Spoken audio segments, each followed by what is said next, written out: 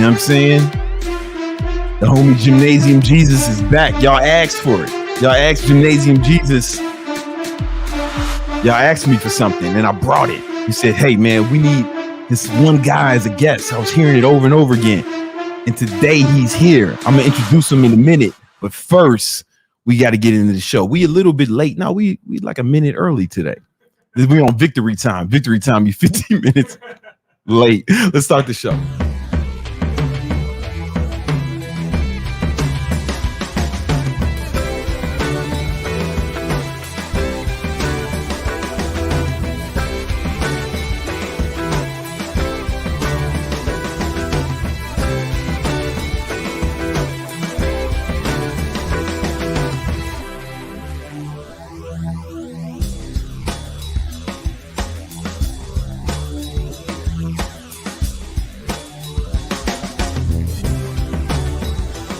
What up? What up? You know what it is. It's time for that victory talk, man. I am your host, Big Brandon Carter, BBC, Gymnasium Jesus, King Keto, King of Ketosis, and I'm joined by my co-host / producer, employee, Nima, man, straight out of. He makes all this shit happen, man. None of this shit would be happening if it wasn't for him, man. I'd be doing this shit on the webcam. If it wasn't for him, I ain't know what to buy. He said, buy all this shit. He set it all up. I don't even know how to turn on this song, man. So shout out to Nima. Hey, listen, guys. We got a very special show today because we got a special guest, man. All right, I'm going to introduce him in a minute. But you definitely want to take notes on this shit. If you like, what's the word? Bitches. Like you want to watch this episode, man, because this guy has mastered getting bitches. All right. I'm sorry. Don't want to be derogatory. Hoes. All right. So before we get into that, I gotta have a quick word from our sponsor. This is episode 94, and we got a sponsor. A few of them.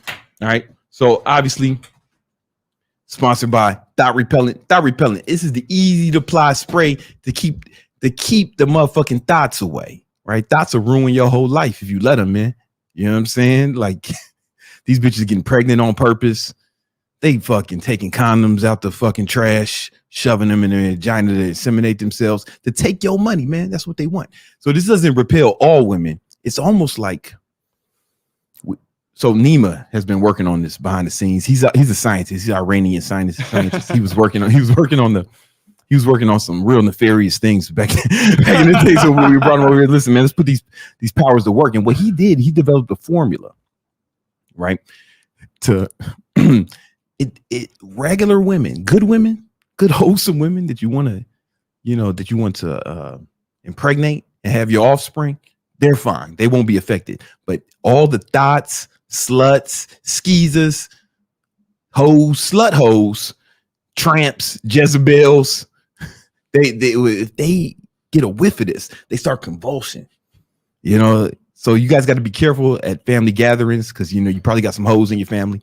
You know what I'm saying? You'll be at Thanksgiving dinner, and then next thing you know, you hug your mom and she goes into cardiac arrest because you ain't even know she was a hoe on the low, man. So that's a small price to pay to keep the hoes out of your life. They'll ruin your whole life, man. All right. So all your super chats go towards research and development for Thot Repellent. All your super chats. This is really coming out. It's not fucking around. We're not fucking around. This will be out soon. All right. Also, we have the newsletter that accompanies this podcast, the Big Money Methods. You definitely want to join that, man. This is a newsletter. You subscribe to it. right? You get twice a week. You're going to get sent an email with articles to help you with methods to get big money. So you saw it in the name, and it was written by me and the homies, Sean, Chris, me, really help you ball and shot call on a bigger level. All right. The link is in the description. Subscribe now. But yo, if you're really trying to get money, if you're real serious about getting money, I'm doing a live training with my homie Derek MoneyBerg this weekend. All right. It's going to be live, and it's going to be all about the 10 wealth accelerating strategies you need to have to escape poverty, to rise above the ranks of average and really ball and shot call. Derek's one of the fucking wealthiest people I know, and we're going to help you get to the bag as well. All right. Make sure you register for that right now. All right. Now listen. I'd like to introduce my guest now. You know, I met this young man when he was a college student, like many of y'all. And he was like doing like park workouts and shit like that, you know, he was really good at calisthenics, you know, better than me, which is, you know, saying a lot. And, you know, I never did the plan. She had mastered that. I could do handstand push-ups anytime, but he could do that, all types of clapping push-ups. And he was real impressive. And he was a good boy back then. You know, he had a girlfriend and they looked like they was in love. I thought they was going to get married, man. And then I don't know what happened. I don't know what happened, but this motherfucker became one of the fucking he became one of the biggest, I don't know if play is the right word, but this motherfucker, he decided that he wanted to be single. And it's not single like y'all, you know, I'm just like lonely, jacking off. No. This motherfucker said he was single and ready to mingle. And, you know, a few years later, I'm telling you, when it comes to getting girls, I haven't seen too many guys do it like him. I'm on his close friends list, or at least I was, and I don't know. And then what I seen some shit on there that impressed me. And it's hard to impress me, man, because listen, you know, if I'm retired from being a player, but you know, my jersey is definitely in the rafters. It's definitely in the rafters, man. So I was impressed when I saw some of the shit he did. And now, instead of teaching y'all how to do backflips and motherfucking push-ups and shit, now he's teaching y'all how to get women, how to really on some next level shit. You know, he's got a course called Digital Romeo, links in the description. But we're going to talk about some of the shit he's learned. We're going to answer your super chats too. My man Austin Dunham, what's going on, brother? Yo, what's up, man? What's up, ABC? What's up, people? Happy to be here, man. Yeah, man, it's good to have you, man. I've known you from man. How old were you when we first met? Man, I was 21. 7 21. years now. Yeah. Yeah. I'm 28 right now. I remember. So it's funny. Okay, so I had this kid that worked for me, and I mentored him. His name was Miguel, right? And Miguel, he wanted to start working with influencers because, you know, at the time I was managing influencers and shit, right? And he wanted to start doing the same thing. And he said, man, I got this guy that I'm going to be working with, but the way I'm going to help him come out with his first course, right? And and Miguel, he had some sort of deal with you where if he made a certain amount of money, he would get a percentage. But if he didn't hit that number, he would get nothing. Mm-hmm. Right. You know, it's like, so the pressure was on him. And he hit me back. He hit me up and he said he needed some help to make sure that he got this money. And I was like, all right, cool, man. So I was coaching him behind the scenes. Right. And then he hadn't ran ads at the time. Now he runs ads. He's probably better than me at the shit now because he's just been doing it longer. Over the last few years where I have other people running my ads, but he's probably better than me now. But initially I was running the ads behind the scenes because I wanted to make sure he succeeded. Mm-hmm. And he did succeed. It was super profitable. And then y'all still work together now. Yeah. Right. Yeah. But that's how I first met you. You know what I'm saying? Through him. Yeah. You know? And then after that, we did our first remote podcast together, which is still on my YouTube channel. Still on yours too. I watched it 2 months ago. Oh shit. And it was all about calisthenics. All about fitness, calisthenics. Yeah. Mm-hmm. Good times. So what made you decide to move from fitness calisthenics to teaching guys how to get these women. Yeah. So the thing with me is that I'm always evolving. Even before I posted calisthenics content, I still always posted videos on YouTube. People just didn't know. So calisthenics and fitness content was the first thing that really hit for me. And then I don't know, with me, after I get good at something, I kind of get bored. And so I want to learn and challenge myself with new things. So even now I'm doing that with martial arts, boxing. Oh shit. And so it was 2019. I just got out my long-term relationship. Yeah, I remember, man. Seemed like a nice girl. I thought y'all was gonna get married, you know? Yeah. But I ended up moving to a new city and she was staying in college. So that's why we kind of separated. I got you. But then I found myself, single, living in my first apartment by myself. And I haven't really been single in my adult life. They're like, this is my first time really being single. Yeah. And I'm like, how do I navigate this dating landscape? Like, how do you do it? I didn't know how. And so that's when I develop how can I put this? I want to understand how dating dynamics work. But then also at the time, this is where the red pill wave started getting more and more popular. Yeah. And I met this girl. I started dealing with her. I experienced some negative things, a part of that. And I was searching on Google, YouTube about the problems. And then that's how I came across the red pill content. Yeah. Whose content did you come across? AMS. AMS, Shout out to him. Yeah. Somebody, every once in a while, somebody stops me, usually in the airport, and be like, yo, you alpha male strategy? This one dude broke out a book and tried to get me to sign. I'm like, nah, man, it's not me. You sure, man? I'm like, no, tall, man. Bald, black. Yeah, no, I get it, man. Makes sense. Shout out to him. We never met, but people think I'm him every once in a while. That's funny. But yeah, I mean, after that, I started learning more and more. And whenever I'm learning something, I've always had a passion of sharing what I'm learning. And so that's why I created the new YouTube channel. That's where I started meeting people in the red pill space who already knew who I was. And then it kind of just took off from there, man. And that's how I became the quote unquote digital Romeo. That's how I started creating all the content I talk about. It's funny because, I'm friends with the guys from like RSD, and Owen's like one of my mentors and shit. And their content, I remember they would always say something that I was like, I don't know. They always say looks don't matter. And I was just like, I don't know. Right. Because and I'm not trying to cast aspersions on anything they said. Right. But I was like, you can't be a mutant and get girls, right? So they have to matter a little bit. And then I noticed when I was learning their methods, I was like, yo, man, I'm getting girls not follow, like breaking all their rules, like all the rules they have, and it was like, oh, well, maybe it's just because maybe looks matter or something. Yeah. So when you came out with your content, you started talking about, I think you guys call it looks maxing, or what do you call it? I mean, making yourself more attractive. The term for that got popularized is called looks maxing, which means maximizing your looks. Which is essentially, it's been a trend, I would say, the past year and a half. And the big reason is because guys are starting to realize how much looks really do matter. It does matter, right? It's because it's just like you can't be a fucking mutant, right? So so it has to matter a little bit at least. So it's just how much, maybe the discrepancy with some of the old school pivotal guys is like how much does it matter, right? But I think it's just like anything, it makes things easier. Yeah, you know what I'm saying? Well, everything also evolves. So the old school pickup guys, looks matter less in that time frame. Actually, it was more about charisma, social skills, other attraction triggers and pillars about you as a man. Nowadays with the with the popularity of online dating, Instagram, things where it's very image heavy. That's where guys are starting to realize, like, hey, me being charismatic isn't going to get me matches on Tinder.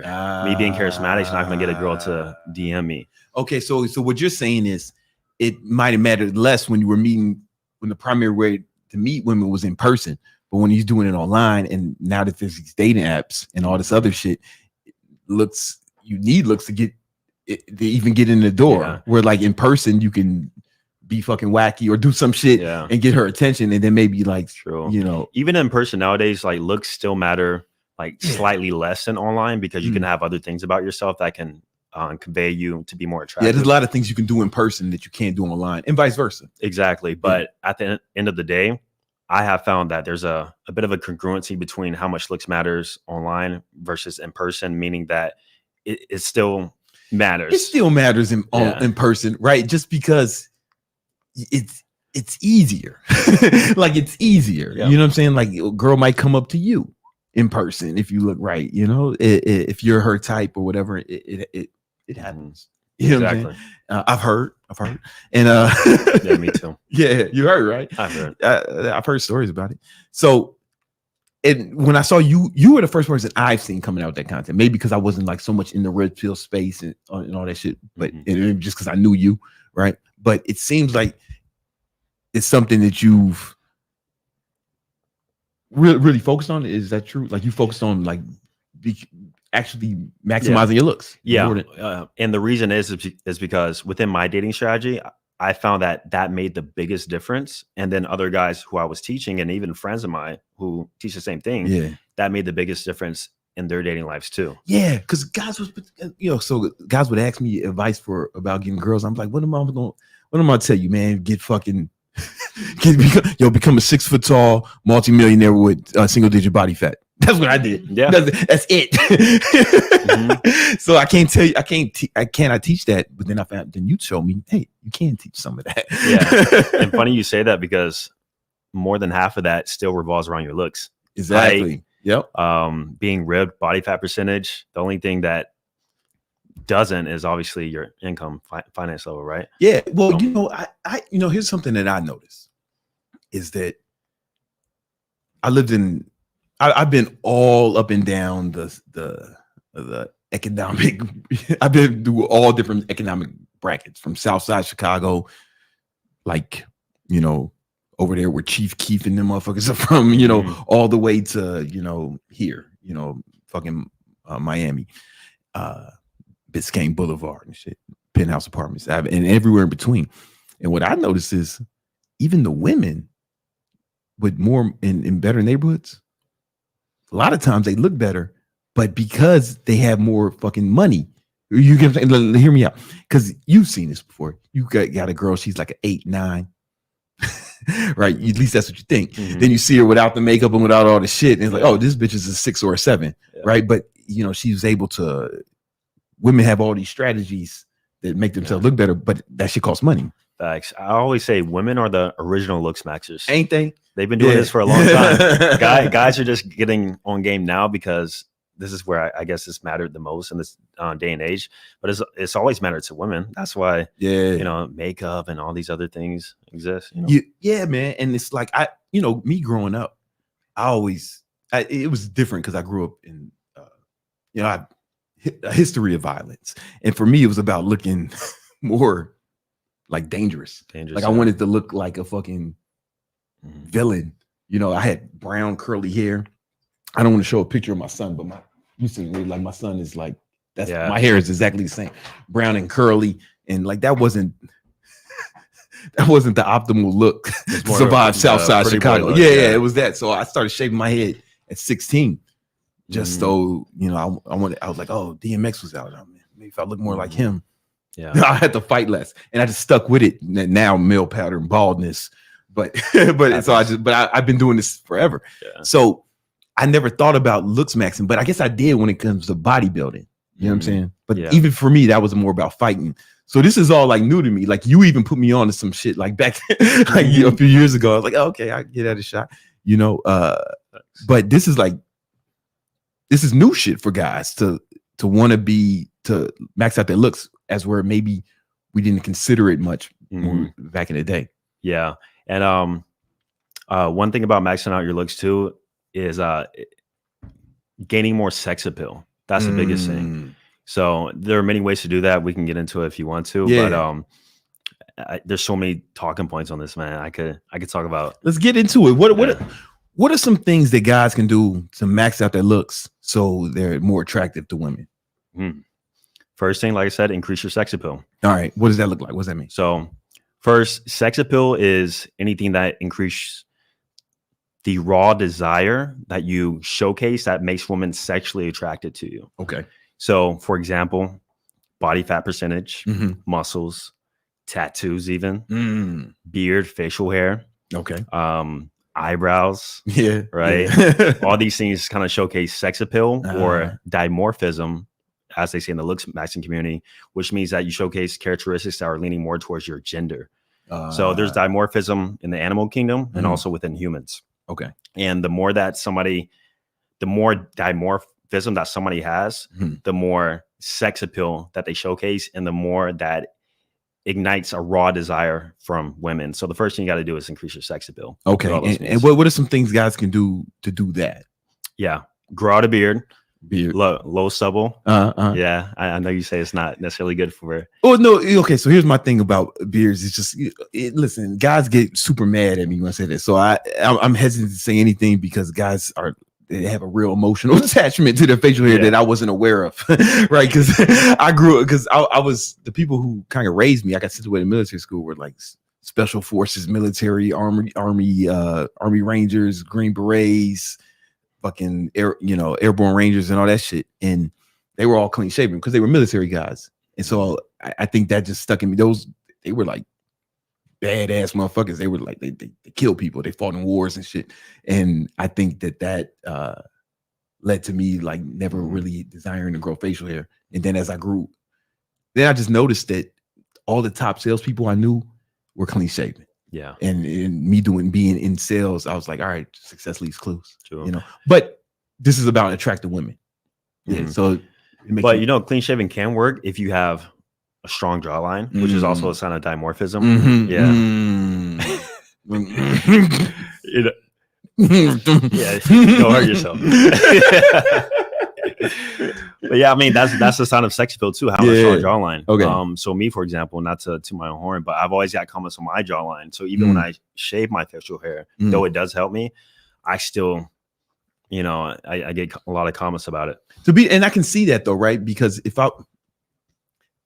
the reason facial hair would work as far as sex appeal, and maybe it wouldn't work so much in a sales context, is because you look more fucking dangerous. You know what I'm saying? Like you look more dangerous with like if I was to draw a criminal, right? You look less trustworthy. Yeah. So sure. This is what I noticed in the sales community. But as far as attractive women, I could definitely see how that could be advantageous. Nice. And up next, you got to, I would say, ideally get to at least 12 to 15% body fat. Yeah. And the reason is because the lower body fat you go, the more your facial structure and bones are going to show, thus showcasing more dimorphism, and just overall, it's just attractive to be lean for men, at least. For women, it's a bit opposite. Most women look better with a bit more body fat on them. If they're too lean, they look manly, right? Masculine. Yeah, exactly. So they want to have some body fat because women naturally carry more body fat than men. So it fucks up the dimorphism if they're too if they too lean. Yeah, no, for sure. Yeah. And it gives you that that look. You can see your cheekbones and shit. I remember when I used to model. I used to be with a modeling agency in New York, and when I do fitness models, and one of the first things they said was like, "You got to get leaner." Because when I get fat, my face looks like an emoji. I started looking like Pac-Man. It gets more round. Yeah. So like when I leaned up, that's when I started booking more jobs and more work for sure. Exactly. Yeah. And so up next, and this is like a optional one because guys have contingencies about this too, but tattoos, man. Yeah. Tattoos is a way to just show raw sex appeal. It gives that bad boy vibe. However, I wouldn't get tattoos solely for women. I never say get tattoos for women. Get it because you actually want to get it. Yeah. But then, the side benefit is that it will make you more attracted to women. Is there a point of diminishing returns when it comes to tattoos? I would say anything on extremity. So like neck, face. Yeah, I think that's it. I never met a dude with a neck tattoo that made like good life decisions. Yeah. I never met one. I'm not saying they don't exist. If you got a tattoo of your gang or something on your neck, I'm not talking about you. I don't know you. But I'm just talking about the ones I met. You know what I'm saying? The tattoo that gives you the most bang for your buck, I would say, is always a forearm sleeve or something on your forearm. Bang. Yeah. Okay, no, I feel you. Exactly. Like I got this fucking skull on mine. Is that dimorphism enough? Is that what you mean with dimorphism? Because that would be masculine on a man. I mean, on a woman, that would be masculine if she had a skull on her forearm. Yeah, I mean, the reason is because the forearm tattoo you can show in clothes. It doesn't really affect your muscularity, maybe a little bit of vascularity on your arms, but besides that, like, I think it's the best one to get if guys had to pick one. It sounds like a lot of this shit. You want to look more dangerous. Yeah. Yeah. Mm-hmm. See, that's what I'm saying. That was the thing with the beard too. It's like just the same thing with the shit that will work to get you women may not work for you in a business context, right? I mean, not saying it can't, but or just when I was in the streets, like I had tattoos and shit, but I would and I used to have facial hair. I used to have a beard, you know, when I was in the streets and shit, you know. And but when I was doing something where I needed to be under the radar, I shaved my beard. I wore fucking glasses. Like I wore my glasses and I wore shirts that covered up my tattoos because I wanted to look safe. Exactly. And that's why I've never been convicted of a crime. Facts. Yeah. And because the homies didn't snitch, you know what I'm saying? Shout out to y'all. Yeah. But yeah. And then up next, and this is one that we're both doing right now, is jewelry. Jewelry is an easy way that people can show their sex appeal. Tell me more about that. So instead of just wearing plain old fits, accessorize your fits with a necklace, a watch, bracelet, literally exactly what you got on. Come on, me man. too, you know? You know what I'm saying? Yeah. Yeah. And it just makes it more visually appealing, showcases more sex appeal, and it just looks more attractive. Yeah. Now my shit is expensive, but it doesn't have, and you got a rollie on and fucking diamonds and shit. Does it have to be expensive? It doesn't have to be, no. Honestly, just go on Amazon. There's so many variations and options nowadays. You can find literally anything that looks good that is super cheap. Yeah. I would advise against fake diamonds because somebody's gonna run up on you with a fucking. At least in Miami, they will. Somebody will run off you with a. I used to carry a diamond tester in New York just for fun, like just to fuck with people. You know, oh word, man, you balling, huh? Yeah. That shit was. I saw. Yo, I was dating this girl and she had an AP that her ex gave her, and I put that shit on the down like, yo. He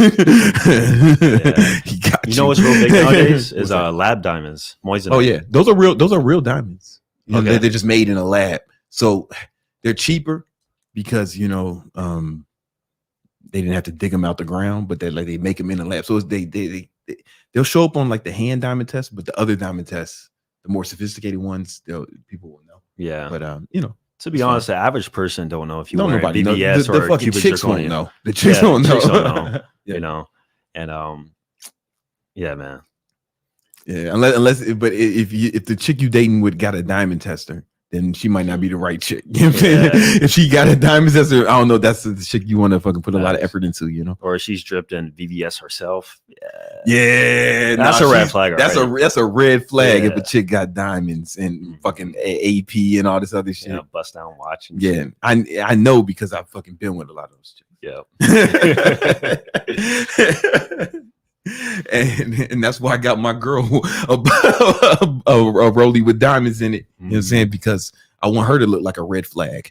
That's actually a good strategy. That's smart, right? Because the fucking players know that she's the real players. The ones that would know, oh man, nah, I ain't fucking with that shit. So she got all types of diamonds, you know. Yeah. Hey, you gotta do what you gotta do. All right, let's continue. Well, who's she gonna cheat with? The fucking Rock? Like, anyway, I'm just all right. Drake. Yeah, who's she gonna do? She's gonna have to find who's she gonna find better than me, man. You know that'd be an arduous task. All right. What else? All right, so we got jewelry. Dude, those are the three things that improve your sex appeal: facial hair, getting ripped, jewelry. Was there anything else? We said tattoos, muscles, right? Yeah, muscles count too. Yeah, absolutely. Build some fucking muscles, man. Like that's super easy, man. I remember I used to be none of the drip, none of the shit, but I would be on the subway in New York, you know, back in the day when I was broke, and like bitches would walk by me and just grab my arm. Usually that shit happen to you. That'd be the equivalent of us feeling a titty. You know what I'm saying? Like just grabbing a titty, but they feel total. They don't do that shit unless I'm showing my arms. You know? Yeah. I have a literal video that I use all the time that people have probably seen. Yeah. Of me and some homies walking down South Beach, and the random girl just comes up and starts touching our body. I just want to touch you. Oh my God, I just want to touch you. And then walks away. Yeah. I mean, muscles can do a lot of the work for you. Absolutely. Straight up, man. Yeah, I mean, not saying you got to be all crazy muscular, but if you're like ripped and in good shape, that would definitely help. You know what's funny is so I've been watching Brandon over 10 years, and I vividly remember being in high school. I was a skinny kid growing up, and one thing I noticed is that the guys who got the most attractive women, at least in high school, were always athletes or at least had really nice bodies. I was like lanky, 5'6", 105 pounds. And so at first I thought I need to get a beach body. Beach body equals abs, because I was like skinny with no abs. And so 6-pack ab workout, YouTube. and this and my shit came up back in the day. Ball guy doing group ab workouts came up, and I was like, okay, I'm gonna follow this every single day. So I would go to school, come home from the bus, walk home, put my bag up, eat all that stuff, and then afterwards I would do your ab workout every single day after high school. Oh shit, I didn't even know that. You never told me that before. I didn't. Yeah, nah, that's what's up. Yeah, that's crazy, man. It seemed like it worked out pretty well for you. Yeah, I did. Okay. Shout out to you. Oh, I forgot the applause. Okay, yeah, that's what's up. So muscles get ripped, jewelry, facial hair, tattoos. Yeah, I like it, man. Bonus. Can I say a bonus? Yeah, get it. What's a bonus, man? Bonus, wear fitted clothes. Wear clothes that insinuate the physique that you've now built. Yeah, I remember, I grew up when I was in college, it was 2000s and everybody's wearing baggy, super like fucking huge t-shirts, the white tees and the big fitted caps and jersey. Everybody looked like the Saint Lunatics and shit. And but I was ripped. So I was like, fuck, man, bitches can't tell. So like I was glad when that style went out, man. It definitely it's actually kind of coming back now. I'm sorry to hear that. Yeah. I'm not rolling with it. I'm not rolling with it, man. Right now, the oversized look. I don't like wearing sleeves. If I ain't got to, I ain't gonna wear sleeves. Fuck that shit. All right, cool. Now that improves your sex appeal. What are the other things guys can do? You said first was because I'm assuming there's other things because you said the first thing you said was first improve your sex appeal. Was there anything else? So in terms of making themselves more attractive, yeah, gotcha. Yeah. So hair. Hair. Yeah, go for it. Yeah. So first off, you need a straight, defined hairline. Yeah. If you have hair. Yeah. If you're rocking the bald look, then you need to rock that with confidence. Yeah, you got to rock it with confidence, man. You got to be cool with it. Especially, it's probably easier if you're black. Definitely is. So a straight hairline. If you're thinning, receding, balding, minoxidil, do something.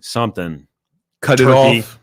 Get the fucking go to Turkey. Get the shit, or do something, man. I've been shaving. I didn't even know that I was going bald because I've been shaving my hair for so long. And then one day, some girl I was dating was like, "You should grow it out. Let me see." I was like, "All right, whatever." I was like, "Oh shit, nope, I should not grow it out." No.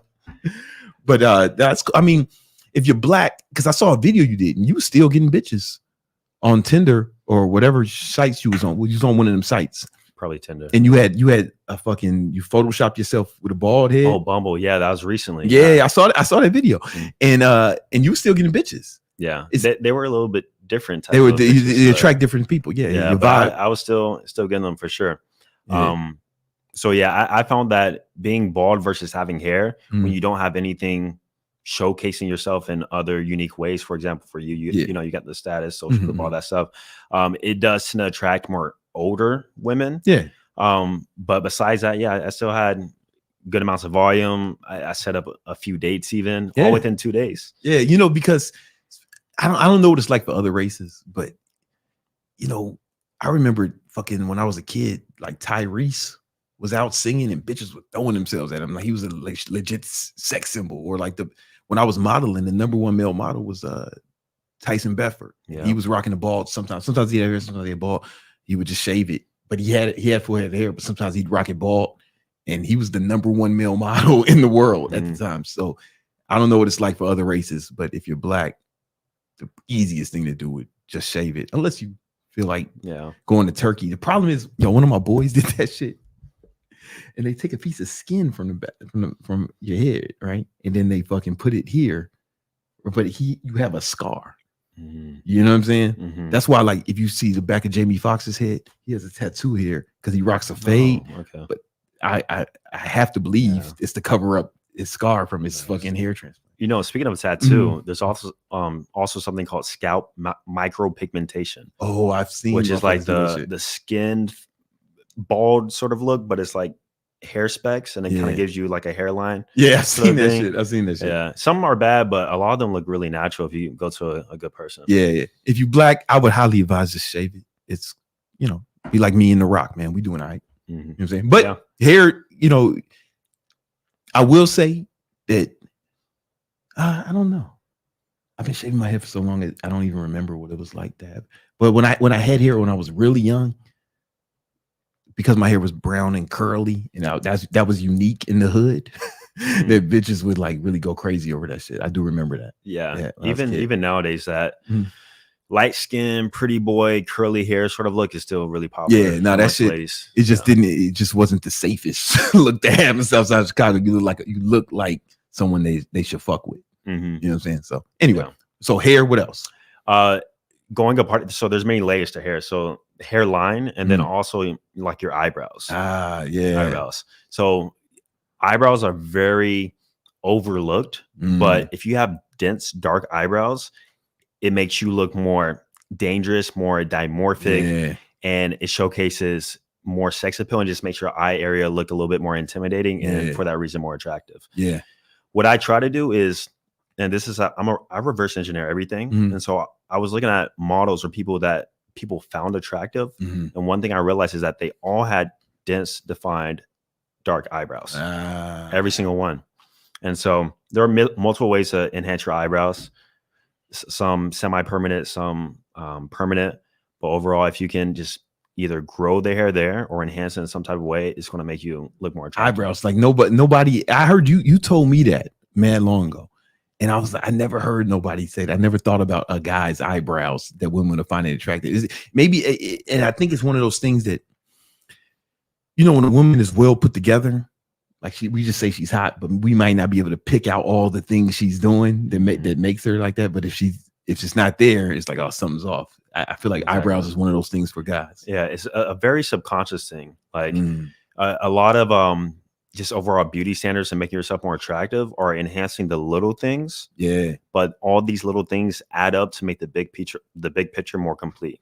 And so eyebrows is a big part of that. All right. What else? Like I as far as I know, like you're the man, you're the number one guy when it comes to this look max and shit. Because you look way different than when you was in college, you know. So you took this shit super seriously and you got the results. Yeah. So just to be clear,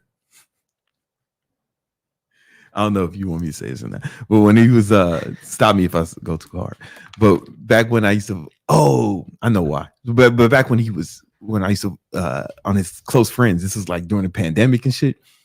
He would show like the fucking DMs he was getting from girls, and it was like, yo, I had never seen some shit like that. And I thought that, you know, I was pretty good with the ladies, but I had never seen some shit like that. You think it's because of this looks max and shit that you're doing? That's a part of that, but also the way I present myself. Okay, tell me more about that. So when it comes to online game, so dating apps, even Instagram, you have to learn how to present those attraction triggers, or what I call points of leverage, in an attractive, unique way that makes women want to reach out to you first. Like what? Can I pull up your Instagram? Yeah, sure. Break some of that down. Hold on, what the fuck is this? Hold on, don't show it yet, Nima. I don't know what's gonna pop up.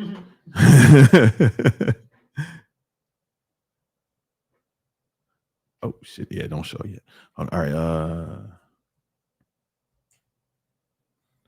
1 second. All right. Hold up, not yet. All right, cool. So this is your Instagram. What about tell me what obviously you shirtless and all this shit, but it's got to be more than that. Yeah. So in terms of the presentation, I always say you have to present at least minimum 2 points of leverage. 2 points of leverage. Points of leverage. Points of leverage equals anything that puts you in a position or showcases an attraction trigger. This can be physique. This can be just anything revolving around sex appeal. This can be the quality of the picture, your facial expression, posing, etc., your style.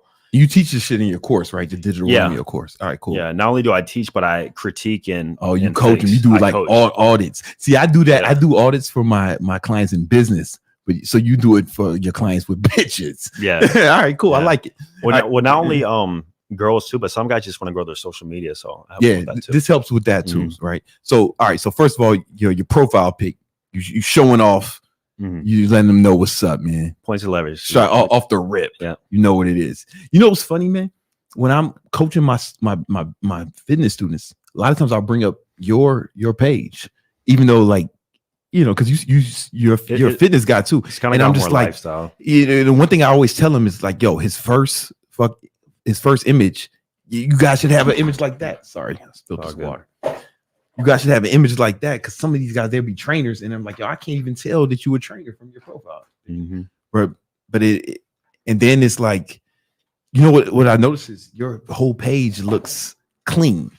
You know what I'm saying? It's not messy. It's like it's congruent. Yeah. And that's one of the things that I teach my students with their business. It's like, yo, man, you got to make that shit look clean. And I actually use yours as an example all the time. Awesome. Appreciate that, man. But then tell me more about this. Like, tell these motherfuckers what they should. Yeah. So you need to showcase multiple points of leverage. And this is through my study of trying to figure out what makes a great picture. Not an okay picture, not an average picture or piece of content, but what makes an amazing piece of content. Yeah. And it's the fact that most people subconsciously do this who are good at it, but they're presenting points of leverage. Okay. So another point of leverage is also storytelling.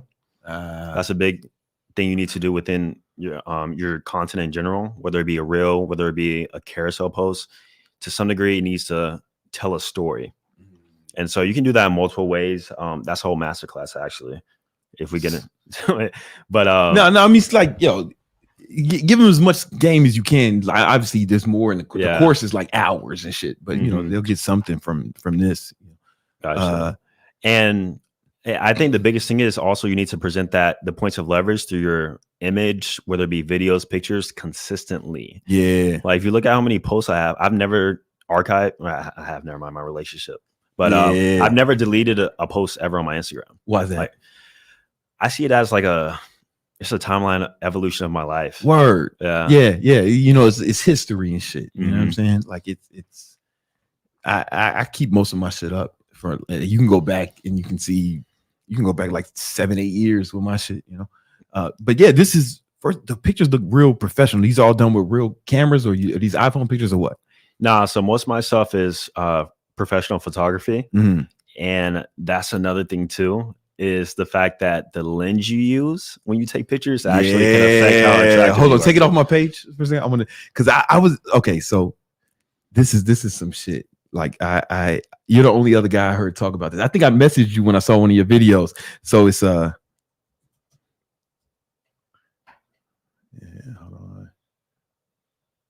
on.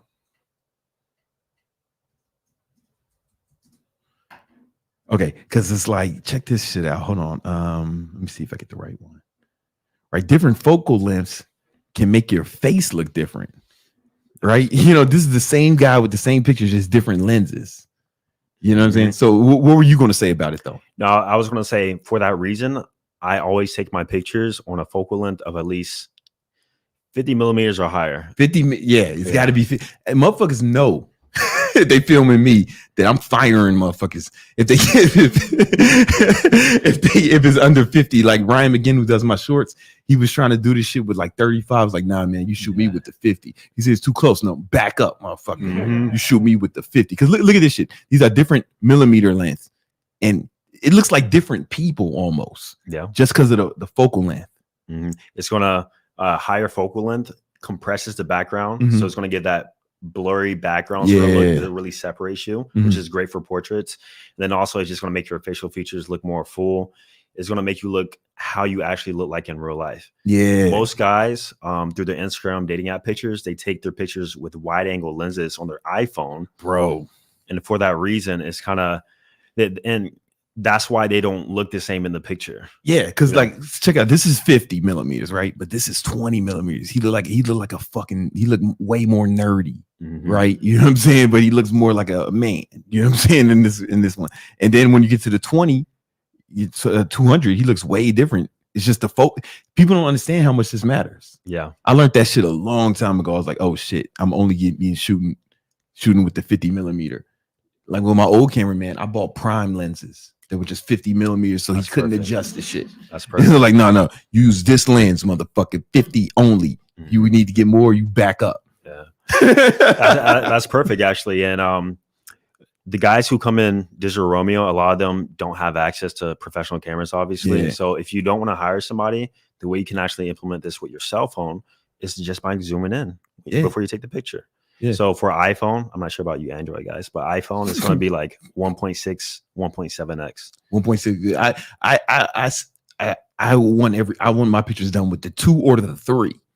You know what I'm saying? Like, you know what I'm talking about? Like the 2 or the 3. If they try to do that fucking 0.5 shit, I'm like, don't take no pictures of me like that. No. You know what I'm saying? If you need to get more of the background, you back up, cross the street. Because it makes you look small too. It does. You know?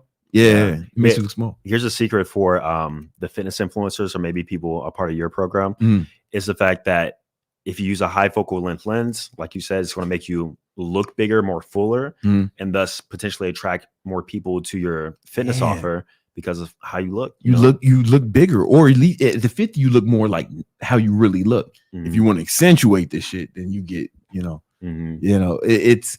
There was this one video. Some guy stopped me in the street. And he interviewed me. It was at the airport, and I saw that video. Yeah. There was a few people say, "Man, he doing all this shit. He looks small." I'm like, it's the focal length. Man, they don't understand that shit. Like he had on the wide, close to you. Yeah. He was at a wide lens, and it was like, and I get it. Yeah. But I would say wide angle pictures do have a place in terms of presenting points of leverage, and this is for the guys who aren't necessarily. I really don't have a lot. You don't have no wide. You ain't got nothing. You know what I'm saying? I'm doing something in Miami right now, though, so y'all stay tuned. All right, go ahead. But for my guys who aren't that genetically blessed, even after looks maxing, like you're still not like fully there. Yeah. This is where you can present another point of leverage, which is also a high status environment. Lifestyle, in context of where you're at. You're in a place that is hard to access or that is exotic. Yeah. So in that case, that's where wide angle or lower focal lengths kind of come into play that can make you look more attractive. Yeah. That makes sense. All right, cool. So but it really looks, it's like curated. All these pictures look right. There's no words on the screen. There's like an order to this shit. There's a method to the madness. And I tell everybody who's trying to grow their social media people need to look at your shit and get a snapshot. What's up? And this looks like professional, even though it's just you and your boy with a camera. Yeah. So none of these are iPhone pictures. This one's not iPhone. Which one's that? That's iPhone. The one on the left is iPhone. So sometimes I still do iPhone, but it really depends. And if I do iPhone, it's going to be what I like to call the night flash. Night flash? Yeah. So let's say, obviously, it has to be night outside, dark. The flash on the phone is going to make it look 10 times better. Okay. And I call it night flash. So you want to use this whenever you're at nice dinners or maybe at a place and it's just dark. Like the flash photography on your cell phone can actually turn out for a great picture. Really? Okay. I have one. I bought my girl, because chicks like to take pictures and shit. This little light that she can keep in her pocket for like when she's out, take pictures. Selfie light. Yeah. All right. So get your Instagram in order. What are the points of leverage? So there's your looks, sex appeal, body. What other leverages? Style. Okay. I would say quality, but I count that as like half a point of leverage only because it's becoming more and more common now. Yeah. But also context of the environment, high status environment, or even material possessions or jewelry you're wearing. Access to scarce resources, as they say. Scarce resources. And what do you say about the guys who say, "Man, you're only going to attract gold diggers with that"? I believe every woman's a gold digger, man. Yeah, I believe every human, every fucking mammal is a gold digger, right? Like if you had a cat and you wasn't fucking feeding that motherfucking food and giving it a fucking box to shit in a place, it's gonna leave, right? You know what I'm saying? So like the guys who say that shit, I'm thinking like, all right, ask your mom. Go ask your mom if she had, if there was another version of your dad, same exact person, but he's a multi-millionaire. Would she prefer that? Right? Would she prefer your dad be a multi-millionaire or she's cool with the way it is? Right? Everybody would like more resources. I don't know why we gotta pretend. Yeah, and that's the whole idea of hypergamy, which is embedded within females' biology. Always wanting to just get their best option, and usually the best option does have to do with financial security. Yeah, it has a lot to do with it, especially as they age. Right? Exactly, it becomes more important as a woman ages. Yeah, and if they're thinking about a future and having kids, like why wouldn't they want their kids to grow up in an environment with more resources? Like what kind of dumb bitch wouldn't want that shit? You know what I'm saying? Like that's the whole reason where alive is because the woman chose men who had access to those resources and continued on their lineage. If this was caveman days, it'd be the motherfucker who can kill the most buffalo, collect the most coconuts or whatever was going on. You know what I'm saying? All right, bet. All right, so does the now status? How much does status play a role? Because like you got status, almost 500,000 followers. All your shits get like fucking tens of thousands of views and likes. Fucking 10,000 likes on a post. Like, does the status play a role? Status does play a role, I would say, only because it positions you as a higher sexual market value than women seeking you out. And I have personally found that women who are attracted to you are usually going to be a few points lower in sexual market value than you. It's going to be pretty hard to get a woman who's on your level, and it's nearly impossible to get a woman who's above your level. Yeah. In terms of like social status. Bitches don't like, women don't like to date down. They don't. They don't like the way they down, man. Like, think about Kim Kardashian. She had to marry the fucking number one rapper in the world.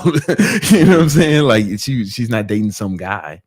It don't matter because her status is so high, right? Exactly. It makes it difficult for women because if the more that they increase their status, the pool of men that they find as an option becomes lower and lower. Yeah. As where like, if the chick is hot enough, man, she could be working at McDonald's and with smash, exactly. If she's hot enough, what I'm saying? Yeah.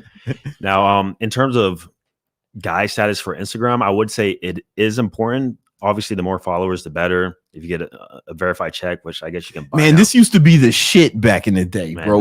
That was the remember when we was verified before they could just do it? Yo, man, I remember that shit was different. When I was single when I first got verified, and I noticed a sharp difference. They took that away from us, man. But it's it's fine. But the biggest thing I would say is just make sure your ratios are on point. Ratios. So the following ratio needs to be at least a 2 to 1. 2 to 1. That way you can represent some sort of status, because when you have a equal ratio or even worse, a negative ratio, that's a direct representation of your status in society. Man. Almost nobody who has some sort of status is following more people than they have followers. Yeah. So it's got to be at least 2 to 1. Yours is like fucking 100 to 1. Is that intentional? It is. I try not to be following like 1,000+ people. Really? Yeah. I follow like 6,000 people.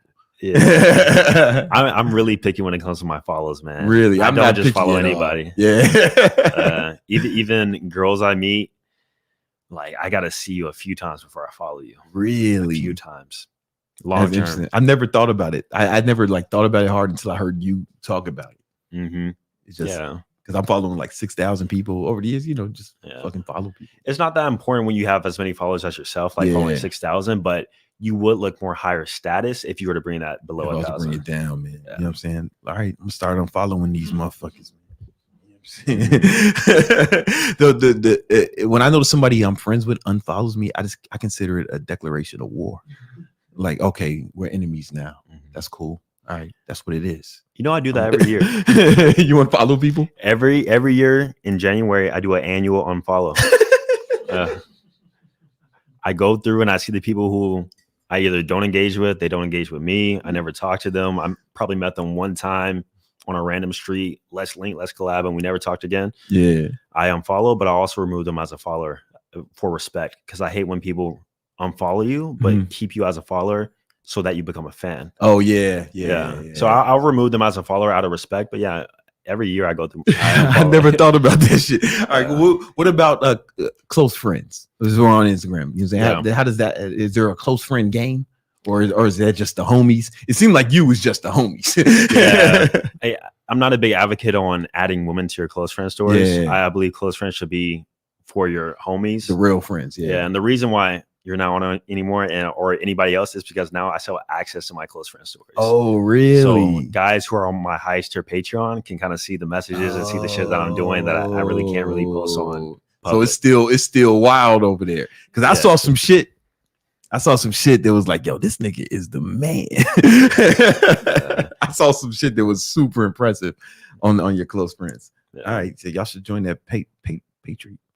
Yeah. Highest tier. You got to get on the highest tier for that shit. I'm not even on it. I might add you back, man. I might add you back. I'll add you back after this, bro.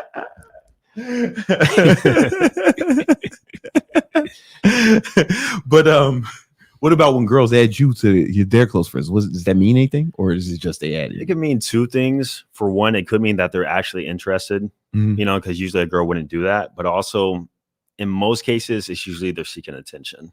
You know, they want to thirst trap, get a little bit of attention, but they don't want to be outward to the fact that they're acting like a hoe. Yeah. So they'll add me to a close friends and thirst trap or say stupid shit. Just wanted to talk or create conversation. You don't think you could fuck them, girl? Yeah, I could. Yeah, I could, but I would say more times than not, it's seeking attention if I haven't smashed them yet. Yeah. You don't think it's like this? I used to think it was like, oh, that must be the bat signal, right? You know what I'm saying? They putting out the. It's definitely an indicator of interest, for sure. It's an indicator of interest. All right. It's not a guarantee, though. It's not there are no guarantees. Yeah. If a chick says, I want to come over and suck your dick right now, and she's on the way, she said, I'm on the way. That is not a guarantee. That is a guarantee of nothing. You know what I tell my clients and students is the fact that literally nothing matters until you have sex with her. Nothing matters. Explain that to me. So like you said, you'll have a girl who sending you nudes, talking dirty to you, telling this, that, making plans to see you, and then all that means nothing, man. Because she could change her mind tomorrow. Something comes up. It's a guarantee of nothing. Yeah, I had girls send news to me, then go ghost. Yeah, like it's just a game, you know. So what I found is that nothing matters in terms of understanding that she really likes you or showing signs that she really likes you until she actually has sex with you. Yeah. No, I believe that. I believe that because I done seen some shit that used to perplex me when I was younger, and you know, but now it's just like, hey, no, I get it. All right, cool. Look, you want to answer some super chats? I think there's some for you. Okay, let me actually put them up. My fault, Nima. I said that probably. It's all good. Okay. Make sure y'all like the video. Hit the like button. Yeah. Man. Austin's out here giving y'all free game.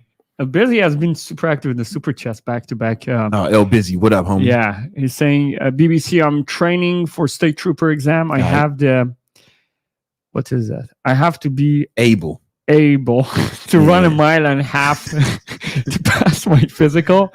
If you were training for it, how would you begin? I don't remember no time when I couldn't run a mile. So Austin, can you? Yeah, you're younger than me. You might remember that those times. I could actually answer this because this is something that was very important to me in my life when I was 18 to 20 years old. So what got me in fitness in the first place was I was a part of the Air Force ROTC program in college. Okay, that was my original path before I even got into any of this. And so a part of that, I had to run a mile and a half in like the fastest time. I didn't want to just pass. I wanted to be the best. Yeah. And so the way that I trained for it was I would run 3 miles a few times a week. So I would do double what I had to do. So that that's more like an endurance sort of thing. Yeah. And then I will also do sprints. Okay. So what kind of sprints? Like what would it look like? I'm bad at the meters. Yeah. 100 meter, 50 meter, whatever.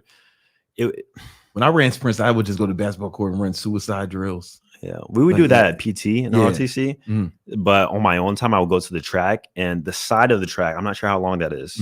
Whatever length that is, I will run. Oh, it's like 100 meters. That's like the 100-meter dash. Maybe I'm wrong. I don't know. I would do like 10 of those with like 5 minutes rest in between, or no, 2 minutes rest in between. Okay. And then a few times a week alongside with running 3 miles. On the same day? Or no, alternate days. Alternate days. Some every other day, kind of. And for how long? Up until I pass. And so, I mean, how long was that duration from starting to when you passed the test? Oh, I was probably training for like 3-4 months. 3-4 months. Yeah. All right, El Busy, you got your marching orders, man. You know what I'm saying? Shout out to you. That's a good one. I used to wake up at 5:30 in high school and run I was in military school. So before I woke up, before they started blowing the trumpets and shit, and I would just run a mile and then get dressed.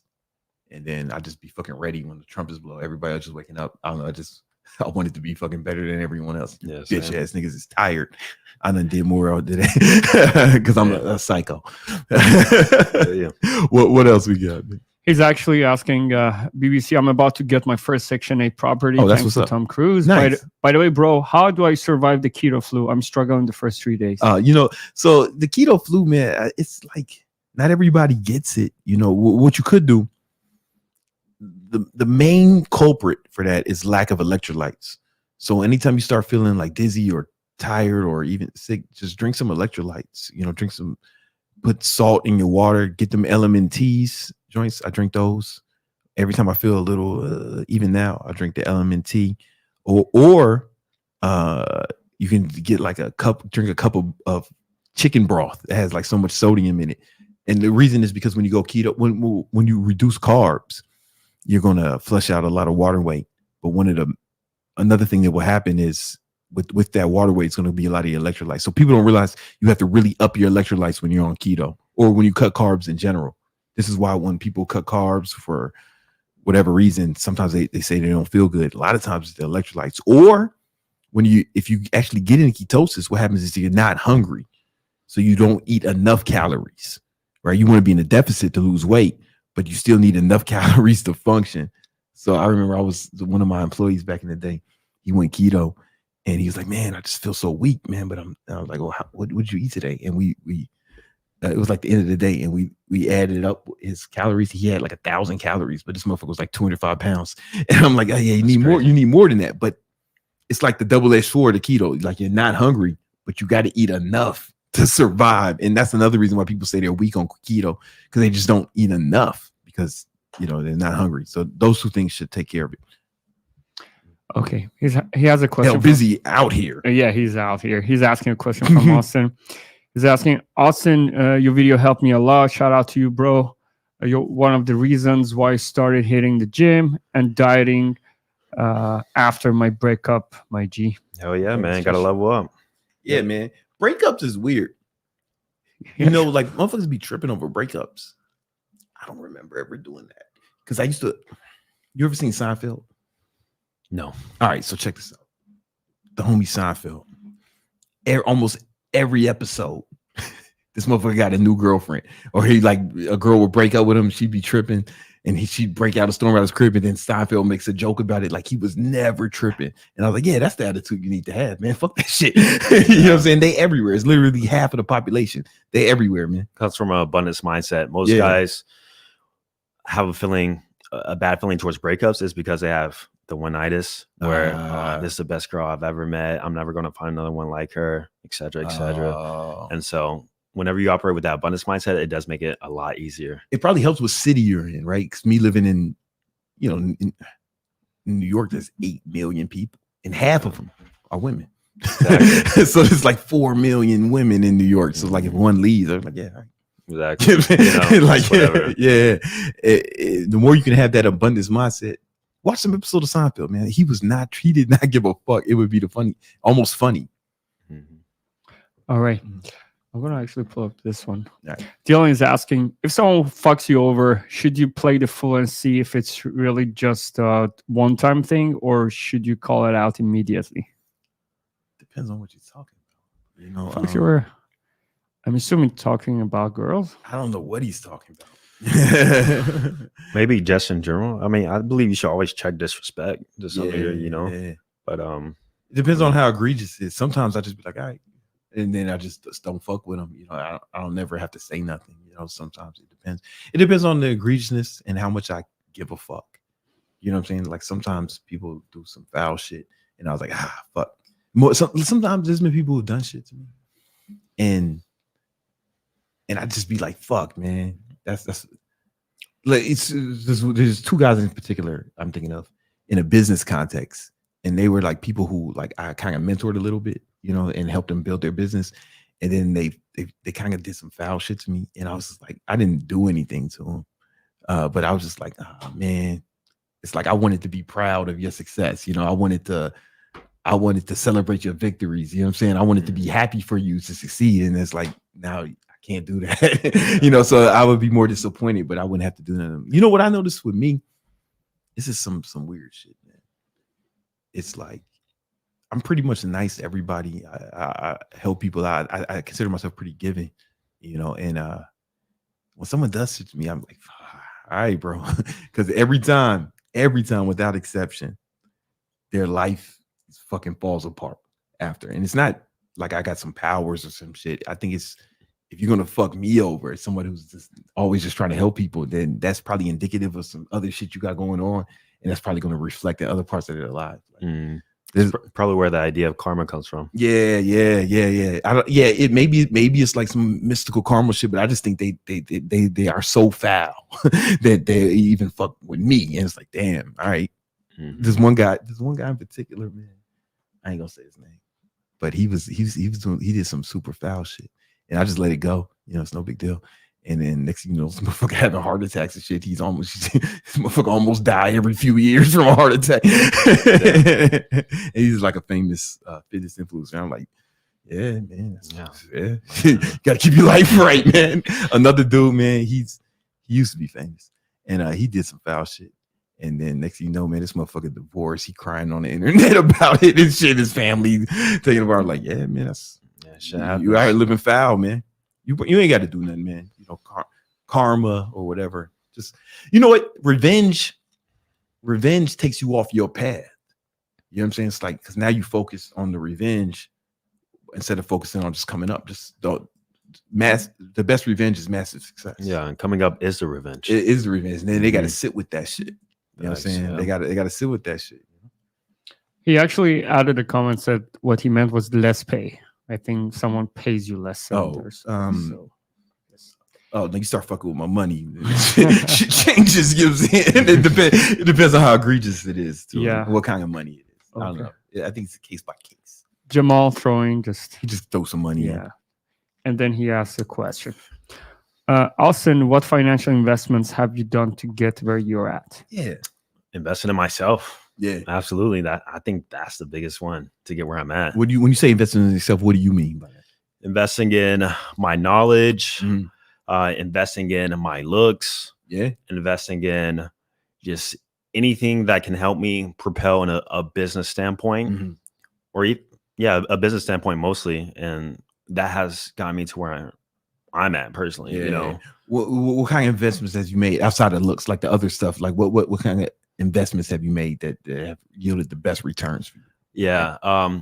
So I'm a content creator. One big thing I invested in was actually this content creator course, which helped me really understand like YouTube and really how to master content creation to a different scale. And so everything you guys see on my YouTube channel, like that's all me. Yeah, no, he does this shit.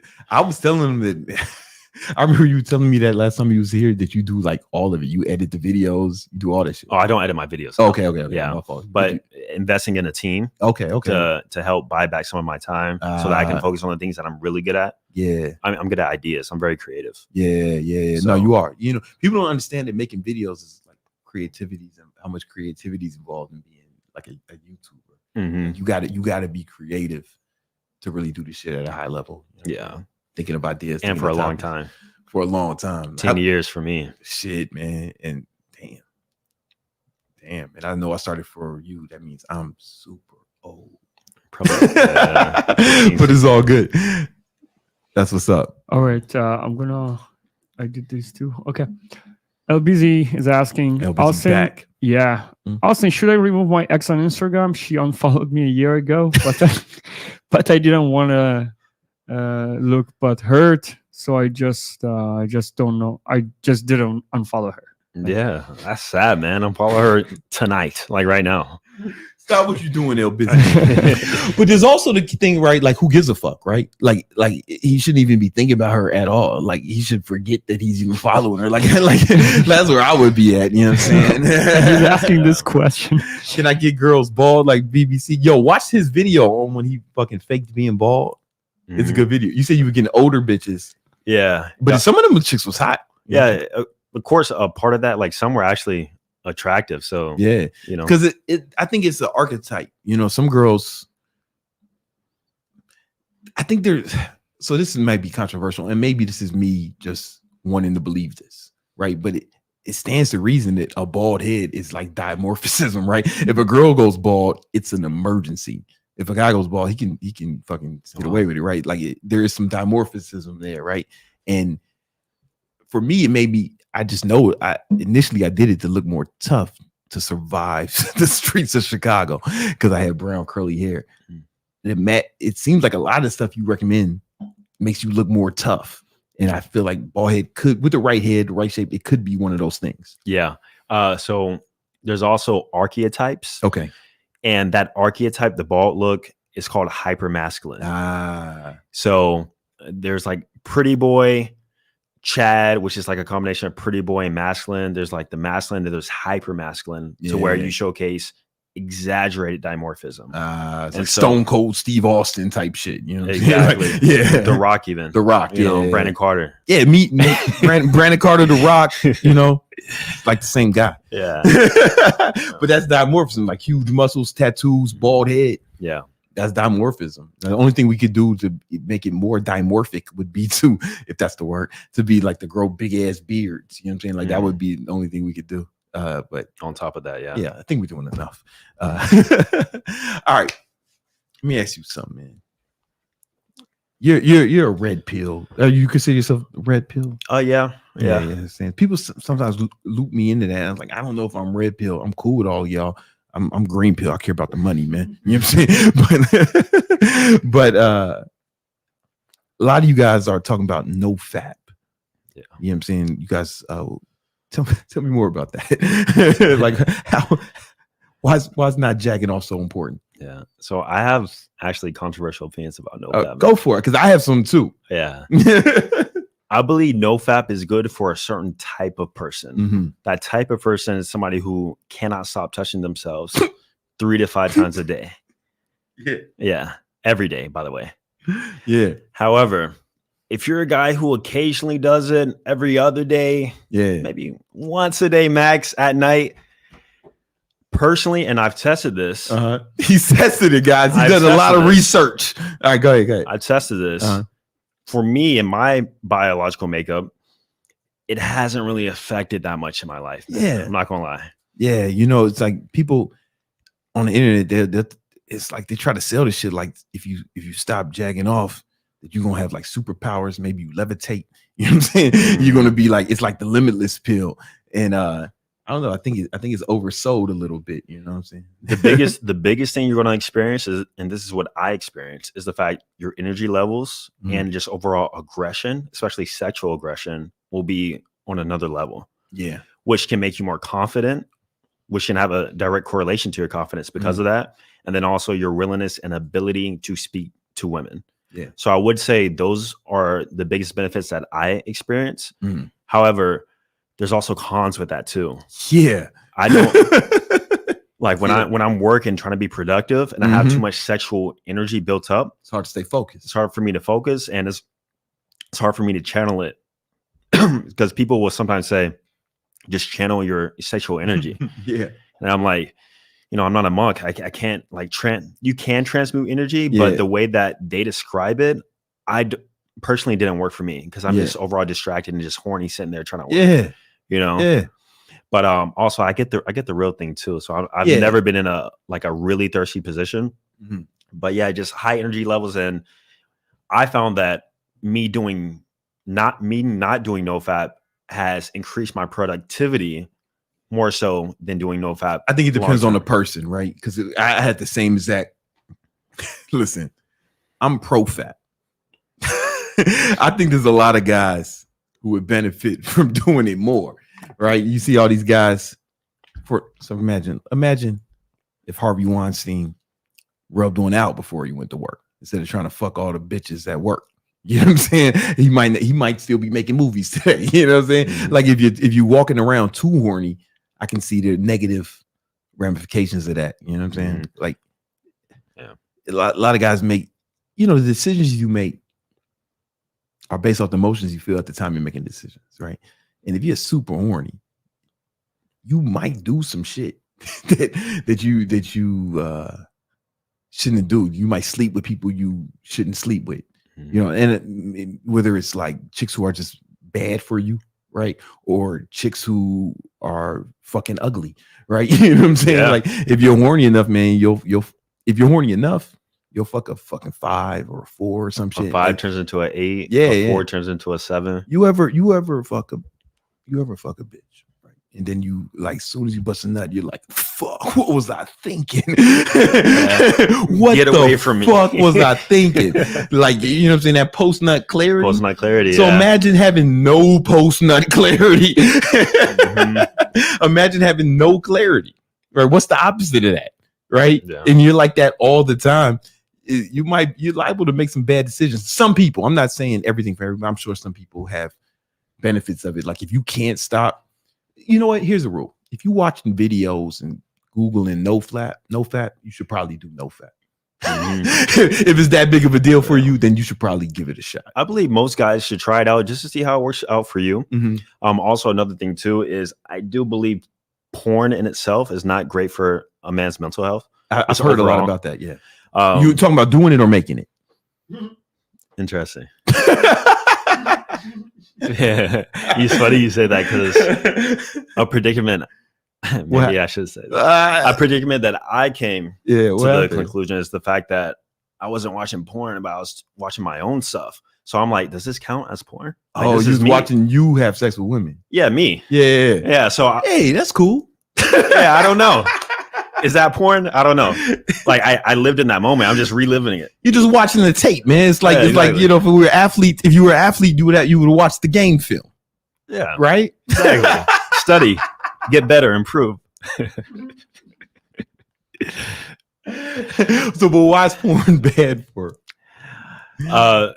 Because it does desensitize you to certain visual stimuli. Yeah. So before you could get rock hard just by seeing a pair of boobs. But now she has to be.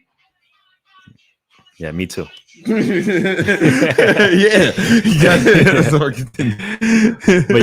now she has to be doing a handstand, stroking you upside down. There's got to be midgets in the room, man. Maybe a camel in the background. You know what I'm saying? Yeah. So that's the thing. In terms of mental health, that's where I find that it's bad. And you guys know to where have gone too far with porn is whenever you're watching unique things, for lack of better words. When you get too far, because there's something. Because I remember once I did Adderall and I started watching porn. Bad. It's one of the worst decisions I ever made in my life. And and next thing you know, I got 37 tabs open, man. Chrome is running mad slow. You know what I'm saying? And I'm using up all the CPU. And I went down next thing you know, man, I remember this time I knew I need to stop. You know what I'm saying? I was on a video, man, with this motherfucker had a plunger on his bitch's face, and he was plunging her face. I ain't never seen no porn like that. He was plunging her face. You know what I'm saying? Holy shit. And she was crying, but it looked like real tears. Like, and I was watching that. He was plunging her face, man. Yo, man. That's crazy. You want to know the worst shit about that, man? What? I know that girl. Yeah, I know her in real life. Holy shit. So did you search her or did you randomly just find a video and she happened to be in it? Is the question. I think it was both. Okay. No, I do know what happened. My nigga Chicago G, rest in peace. He was like, "Yo, man, she do porn." I was like, "Word." And then it's like I was already had 30 tabs open. I was like, I wonder what this bitch is on. And then I seen it, she was getting plunged. She was plunging her face. And I was like, yo, this shit has gone too far. Yeah, that's too far for sure. But there's further places you can go. Way further. It's way further. The internet is a dark place. If you can imagine it, from a porn perspective, it's probably out there. Not gonna lie. Yeah. Now, if you can, you ever see the ads on the side? It'd be motherfucking monsters with tentacles. I'm like, who's clicking this shit? Who's clicking those ads with the fucking monsters, fucking bitches? You know, hentai, animal shit, all the above. Don't go down that rabbit hole. Now you want to fuck cartoons if you get to it. So like if it gets that crazy, then probably you should stop fucking with it. You know? Yeah. If a attractive naked woman can't walk into the room and you get turned on visually just by that, then it's probably a sign that you need to slow down on the floor. You need to relax. You know what I'm saying?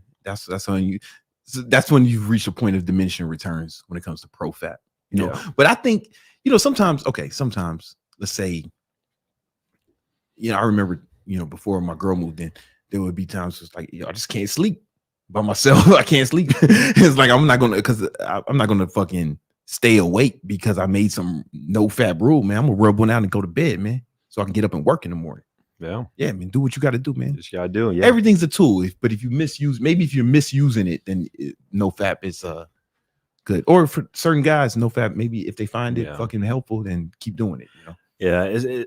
That's what all things is really all about balance. But sometimes balance is impossible for a lot of people. Yeah. So it might be better to just cut it out altogether. Yeah. No, that's how I am with certain things. Like, marijuana. I was like, you know what? I should probably chill with that shit. You know what I'm saying? Drinking, all types of shit. I have to chill with. All right. So basically, if fucking beating off is a problem for you, then maybe you should experiment with NoFap. But if you're just a regular guy, it's probably fine. Yeah. It's probably fine. You know what I'm saying? All right, cool. All right. Let me ask you a question, man. You mastered this online dating, and I know in your course, Digital Romeo, you're going to way more detail about this. But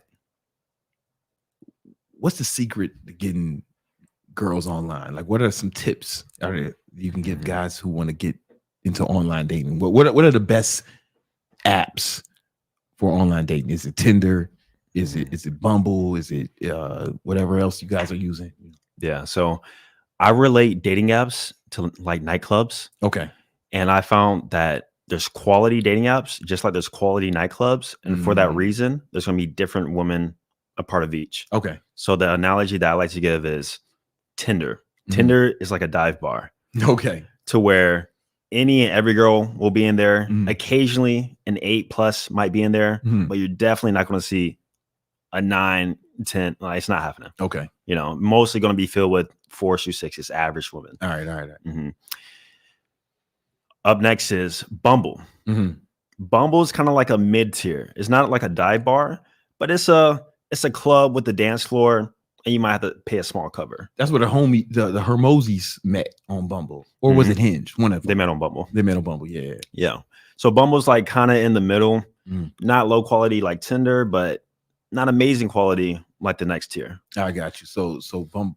So Tinder is like New Jersey, and like Bumble is like Chicago. Yeah, we put it like that, or maybe like Ohio. Tinder is Ohio. Yeah, Arkansas. Right. Yeah, I ain't never going there again. Yeah. All right. And then up next we got the granddaddy, which is Hinge. So I'm just talking about normal dating apps, by the way. Yeah. No like really niche dating apps or luxury dating apps, but just normal, easily accessible. My boy started seeking arrangements. Like, I'm friends with one of my friends. He was like one of the that's founders. crazy. Okay. Yeah. That's a different level. Tier. That's another tier. But let's stay on the regular shit. Yeah. So up next is going to be Hinge. Hinge is a unique dating app because it's almost ruined the stigma of being on a dating app.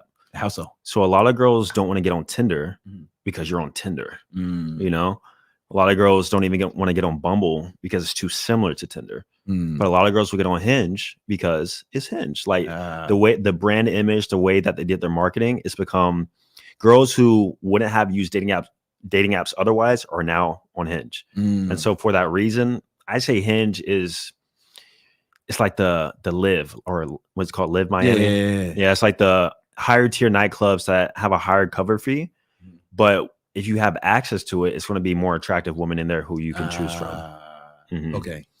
So the big 3: Tinder, Bumble, Hinge, and ranking that quality. Tinder's going to be lowest, Bumble kind of in the middle, and then Hinge is going to be the highest quality. Okay. All right. And what are some things guys can do to maximize their success on these dating apps? Yeah. So the first one is the things we already talked about. You have to enhance your sex appeal. Have to. When it comes to dating apps and presentation, you have to ignite some sort of raw desire and attraction from your photos. And that's the reason why looks are so important too, is because obviously dating apps are very image heavy. Yeah, 100%. Yeah. And so for that reason, enhance your sex appeal and then showcase those points of leverage through the image, the sex appeal, the high status environment, whatever it may be for you personally. You teach all the stuff in your course too, right? Yeah, teach and critique. All right, for sure. And then after that, once we got the image down point, The next thing you got to do is curate the other parts of your profile, which is the prompts and bio. Oh, the bio. Mm-hmm. So there's different pillars of presentation on dating apps. There's pictures, prompts, and bio. So those are the big three. Prompts are used as a tool to get women to message you first, not to describe yourself. Oh shit, man, you like a scientist. I reverse engineer everything about this. Everything. You could have been. You could have been like a scientist or. I was actually a computer scientist. Or, you could have been an engineer, man. You could be changing the world. Instead, you're doing this. That's cool. Let's go. Exactly. Facts. I might do that, 10 years from now. Who knows? Time will tell. But I forgot where I was going. You said the prompts. Okay. So prompts, most guys think is to talk about themselves, describe themselves. Yeah. But it's more so to elicit an emotional response to women so that they can message you first. Give me an example. So Hinge, for example, typical Sunday, most guys will put watching football with the boys, beer, my dog, and football. Wait a minute, they have like stories or some shit on Hinge? So prompts, there's different tiers of prompts. They'll start off the sentence for you. My typical Sunday. Prompts is like, I've never been on the apps. That's why I'm not familiar. Oh, so it's like okay, I think I understand how it is now. It's like shit you can. So typical Sunday is like a category they have. And you fill it out. Okay. I go crazy for. Oh, okay. Green flags I like. Oh, okay. I'm the type of guy blank. I'm sorry. All right, continue. Typical Sunday. All right. So typical Sunday, most guys will literally describe what they do on a typical Sunday. Yeah. Because guys, and this is another issue guys have, they're too logical. They have logical brains. So they think, 1 + 1 = 2, which is true. Yeah. But in order to entice emotion from women, you have to think emotionally. And so instead of saying a typical Sunday football, typical Sunday mimosas with the bros. Okay. And that's something that, even though it doesn't have to be true either. Yeah. But that ignites an emotional response from women to where they become intrigued, interested, to where they will reply to that, even if they didn't find you attractive too. So the whole goal here is to make women message us first, which is another part of the online dating strategy. I remember you saying that before. I remember I remember back when you had me on your close friends, you said something just like, man, I always have girls message. I only talk to girls who message me first. And that's a big part of your strategy. Yeah. And the big reason for that is because dating, whether you meet a girl in real life or online, it's a big numbers game. Yeah. And going back to my reverse engineering sort of mindset, I actually took stats back when I was doing this a lot. Yeah. I took stats and I was like, okay, I'm finding a correlation between the woman who I meet up with and how the interaction started. More times than not, I found that the woman who I met up with, and it wasn't just a first day and I never saw them again, but actually led somewhere. Yeah. They messaged me first. Oh, shit. So I was thinking, how can I get more women to message me first? And also, I'm only going to deal with women who message me first because I don't want to waste time. Yeah. I'm busy doing other things. I don't want to spend all day on dating apps messaging women who don't really like me. So basically, like if it was a sales or business context, it would be like people come to you, inbound leads versus outbound leads. Yeah, they're always going to be more receptive. That makes a lot of sense. Exactly. Outbound in any context is pretty difficult. Yeah. Because I tell my business clients, it's like the way you enter a sales call is just as important as what happens on the sales call. Like how it begins is just as important. But I never thought about it in a dating context. Dating and sales is almost identical. I knew a guy. He had a $10 billion marijuana fertilizing company. So it was legal. He just sold the fertilizer to the growers, and he sent all his guys to like pick up courses, all his salespeople to learn sales. So it's like super similar. But continue. You say you inbound leads, and we do that through our pictures representing points of leverage, high sex appeal, and then also through our prompts by igniting an emotional response for women to message us first. Okay. Yeah. So describing shit about yourself that would in the prompts that would be interesting to them. Interesting to a female viewpoint. Yeah, not to guys who be like, hey man, I just wanna don't say some fucking guy shit. Say some shit that women are Don't mention how you go to the gym all the time. Like, I love going to the gym and hitting PRs. Yeah, exactly. And even at a deeper layer of that is social media content. So I have guys who come in who want to curate a social media presence that caters more to females instead of men. Yeah. And a way I tell them to do that is to create content that elicits emotional response for the female brain instead of a male brain. And so you can do this even with fitness content. Think about a page who has a very heavy male audience. It's going to be like flexing, bodybuilding poses, hardcore music, versus a guy who has a nice physique and he's showing himself cleaning his house. With soft music, but he's still ripped and looks nice. Or like travel or some shit that women are into. Because all my fans across social media is like 90% guys. Same with me, but I want that. You want that because that makes sense. Exactly. But it's like if you were trying to get more girls to date you, if that was the only reason you use social media for, you would change things around. Yeah, and I did that with my TikTok in 2020 to 2022. Oh yeah, you had some crazy tips about TikTok too. I remember. I seen some of that shit. Yeah. Okay. So what else can they do on social media? Is there anything else we want to maximize your looks like we talked about earlier with the photos, but appeal to women, and then the prompts, things that women are interested in. You know, but not like fruity shit. Like you wouldn't say, man, I want to watch fucking typical Sunday Kardashians marathon, right? You wouldn't say nothing crazy like that, right? So you can say that, but it has to be shown through humor, like obvious that you're being sarcastic. You're joking, right? You still want to be masculine, I would imagine, right? Yeah. You don't want to be like too fruity, like you said. You don't want to be like one of the girls, right? Exactly. You know what I'm saying? No, this guy would be a good friend for me. You know what I'm saying? But if you can showcase that you understand things that men usually wouldn't, that women only understand, then that's also a good way too. So understanding the weird nuances that women do to enhance their looks, how they get their nails done, lashes.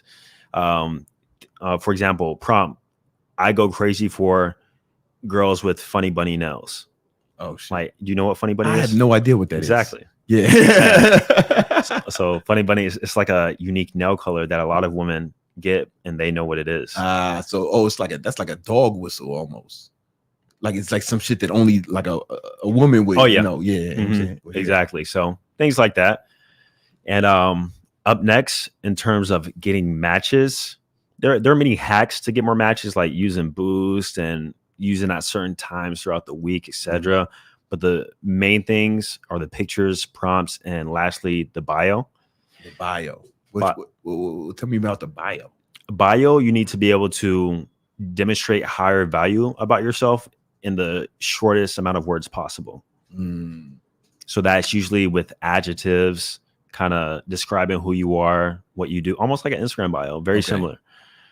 And that positions yourself in a high status, unique way that isn't an autobiography or showcasing your intentions too much. You need to have a little bit of mystery a part of your profile. Mystery. Yeah. No. Intrigue. How do you I remember I was in college and I was talking to this girl who I was cool with, and she said, man, girls like guys who are mysterious. I remember, and I didn't know what that meant. I was like, do I need to start walking around this motherfucker with a cape on? Do I need to do bitches need to catch me standing on a rooftop, or like what? Patrolling the city? Like what do you mean by that? Like what? Yeah, it mostly means, at least from an online dating perspective, is to not showcase too much about yourself, but let that be discovered. But also another big thing is do not reveal your intentions, which is odd to say and can be toxic, quote unquote, in some cases. But if you want a relationship, do not mention that you want a relationship on a day end. Do not mention that you're looking for a wife. If you want just casual encounters, do not mention that you just don't say anything. They just gotta figure it. They gotta figure it out. Just gotta figure it out through your vibe, through your energy. Let them decode that. But overall, just let everything be discovered. Give them like surface level stuff, but everything else, they have to meet you in person to learn more. The intrigue, that makes sense. Now, once you get a match, like you only girls who message you first, right? So there's no openers. No. So by the way, let me also mention that this strategy works well. The inbound game works well for guys who have a lot of volume and are already getting a lot of matches. Okay. If you're an average guy, you don't have the presentation down point, you don't have the prompts, you're very average. Yeah. Like you get like a match every few days. I don't recommend that method. You need to run some outbound too. You need to, yeah. Okay, so what does that look like as far as messaging is concerned? So messaging, the big thing that will actually convert the woman from the dating app to the date, because you can get hella matches, but that won't convert to anything. It means nothing. It means nothing, yeah. So going back to another sales strategy is that you need to use something that I call a dating funnel. A dating funnel. A dating funnel. Go on. Which means that it's an ascension to the phone number from the dating app. So I can break down my personal dating funnel. My personal dating funnel goes from dating app to Instagram to phone number. Oh, so okay. And it's a sequence. It's a sequence I follow. Okay. It's not scripted, but it's a sequence. So after a few messages, let's say 3 to 5 messages on the dating app, like it's clear that she showed interest, she messaged me first, etc. I would then tell her to DM me on Instagram. Yeah. The reason why I do this too is this is a compliance test. So I put a compliance test early on in my funnel to also weed out medium to low interest girls into only the highest interest. Only high interest for me personally. Yeah. So they DM me on Instagram. I now have curated my Instagram presence. I have an attractive profile and a lot of social proof. I have social proof too, which helps. I have now, they're already attracted to me. I have now increased their attraction by some marginal degree, or even a high degree, or intrigue at least, because it went from who's this attractive guy on dating app to now who is this guy? Like, who is this guy? Why do all these people following him? Yeah. Or like, damn, like I'm seeing him in different contexts on his profile. He has good ratio, etc. So that increases the attraction. And then from there, we go through a few more message sequence. And then from there, I go through a soft close, hard close.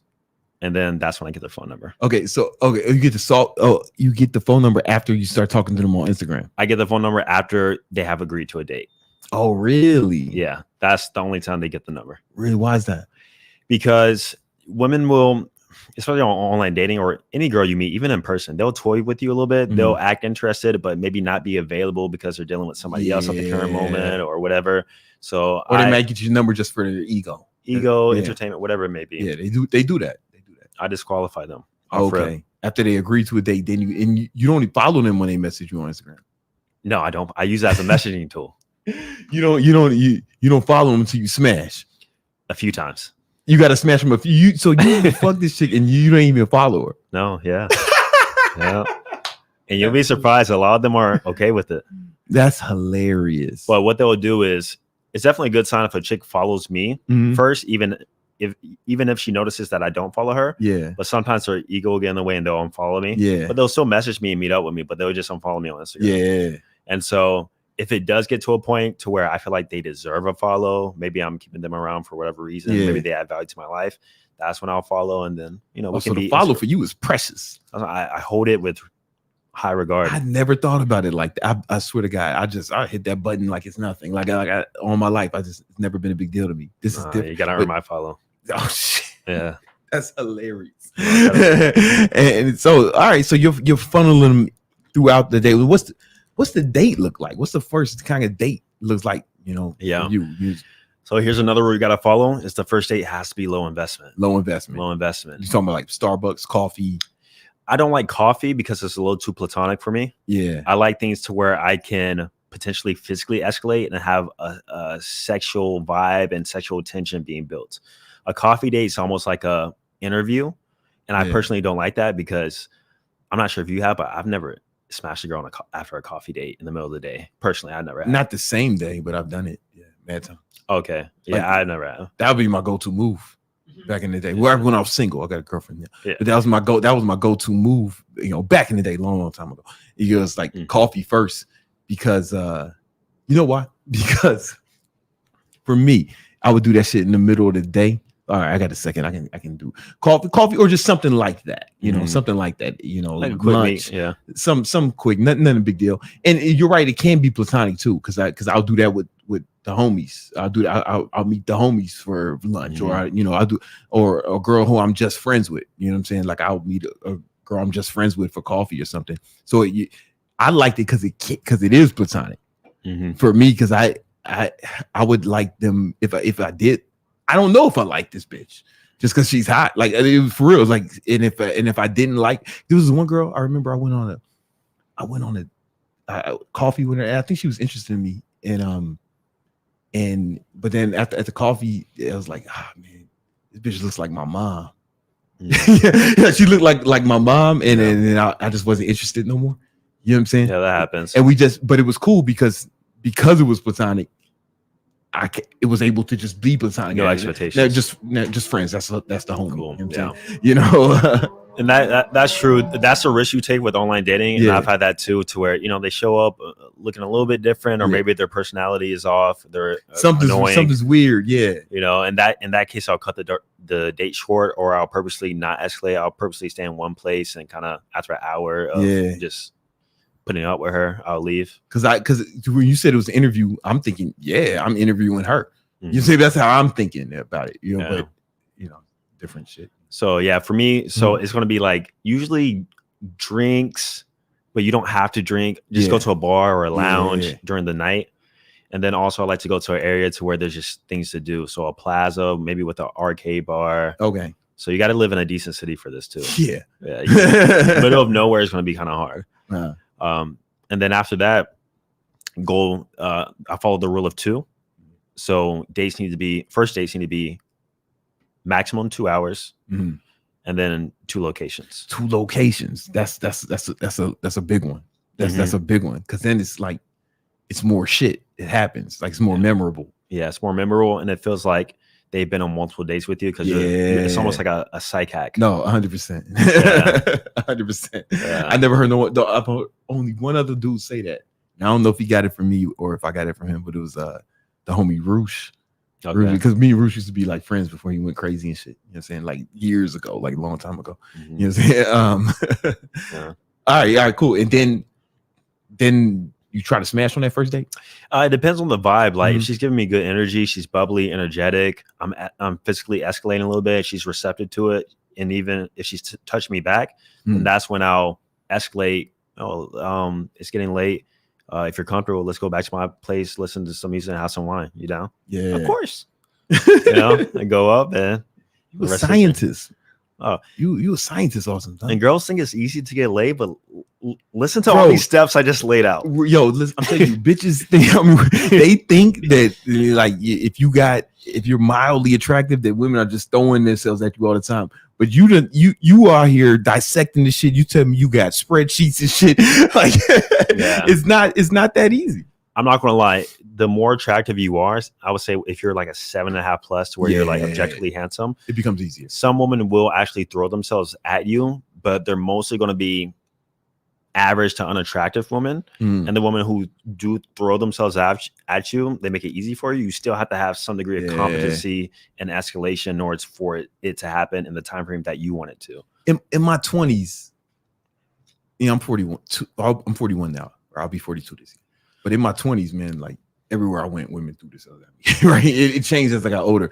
But there is some, if you can make that shit, if you can max out your looks as much as possible, man, it's beneficial. It's like it's super cheap. It makes things easier. So I think guys, that's why I'm glad you're telling guys to do that, right? Because I just feel like the old school pickup guys would ignore that shit and basically say it didn't matter. And I was just like, that just hasn't been my experience. That just hasn't been my experience.